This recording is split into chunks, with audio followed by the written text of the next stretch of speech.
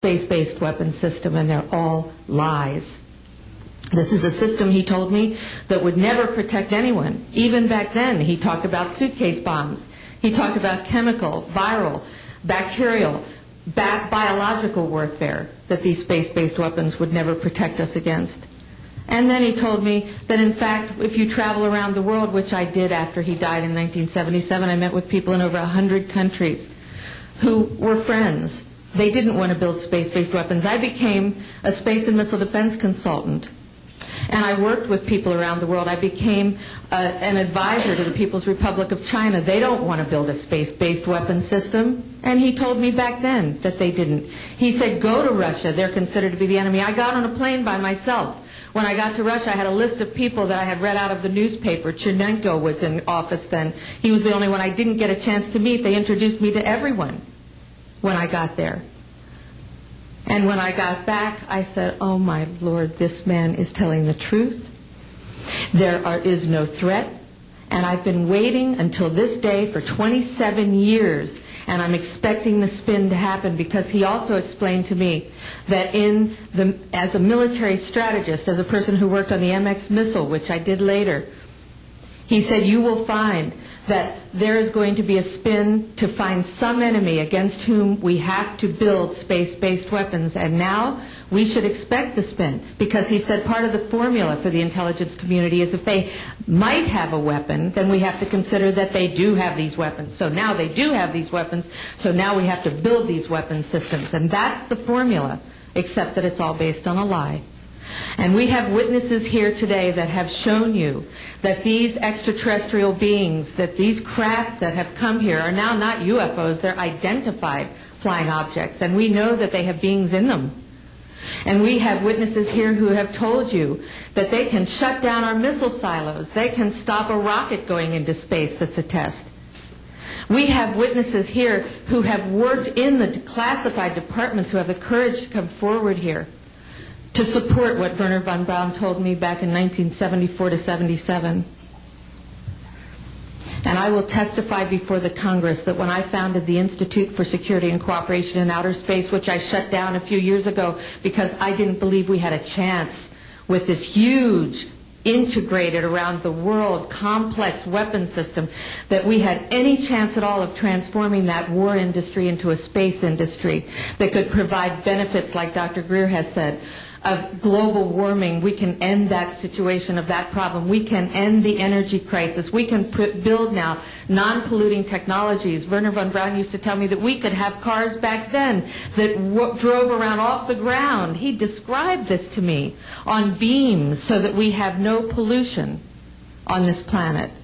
And we can solve the problems of the people that are urgent and potential, and the other animals and the other cultures on Earth and in space. And we can end the arms race without dislocating the industry jobs, without disrupting the economy, by transforming, Wernher von Braun told me, the war industry into a global cooperative space industry that will provide, he said, finally, more jobs and profits on this planet than during any hot or cold wartime, more products and services that can be applied directly to solving the problems of this planet.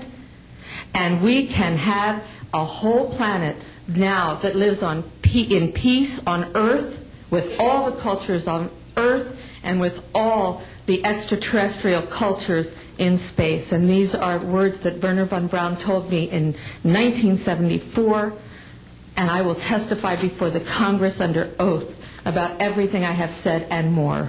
Thank you.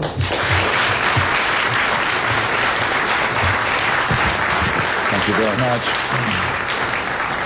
I'd like to thank each of the witnesses and for your patience. We're running about 50 minutes late, and I do apologize for that. I want to emphasize that all of these witnesses each could speak for probably anywhere from 2 to 5 hours about what they have witnessed. We were trying to give you a snapshot.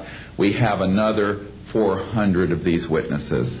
I have carried this burden for 8 years. I'm now giving it to you, the American people and the people of the world, to take it forward. What I'd like to do now is open the audience for questions from the media.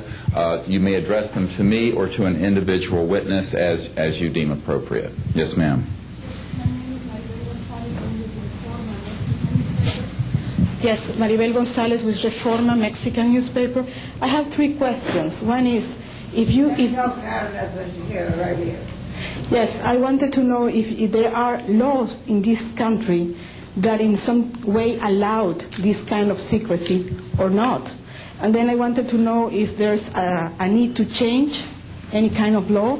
And the next one I wanted to ask you, if you may, is who is profiting from this secrecy that maintains in secret the solution to the energy crisis? I mean... Well, let me get to those, okay, quickly, because we are short on time. First of all, I think initially there was an appropriate national security apparatus in place in the 40s during the Truman and also Eisenhower years. By the late Eisenhower years, we have a testimony from Brigadier General Stephen Lubkin, still a practicing attorney, that by the late Eisenhower years that he had lost control of these projects primarily because of the compartmentalization into the military-industrial complex. Operative word industrial. There are corporations such as SAIC, Lockheed Martin, Northrop, and others that deal specifically with this issue, with advanced energy and propulsion systems connected to UFOs. And I think that what has happened, from the best we can tell, from insiders that have briefed me for now about 8 years, is that we have lost control of these projects from a constitutional law perspective because the infrastructure within military intelligence and corporate channels is so well funded and so complex and labyrinthine that there are compartments within compartments within compartments, and people who are in the Congress who make inquiries, and in fact President Clinton, when he made inquiries, were simply denied access, as you heard earlier that President Carter was denied access. On your other question, I would say that in terms of profiting from the status quo, big oil.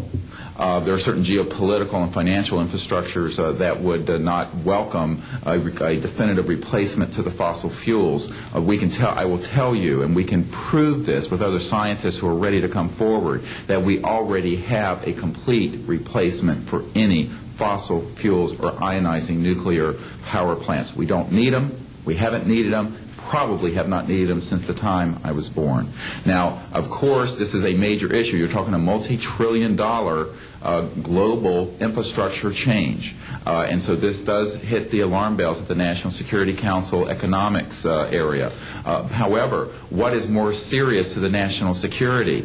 Keeping the status quo or letting ourselves go into a global ecosystem collapse and running out of fossil fuels and having massive rolling blackouts, not just in California, but globally.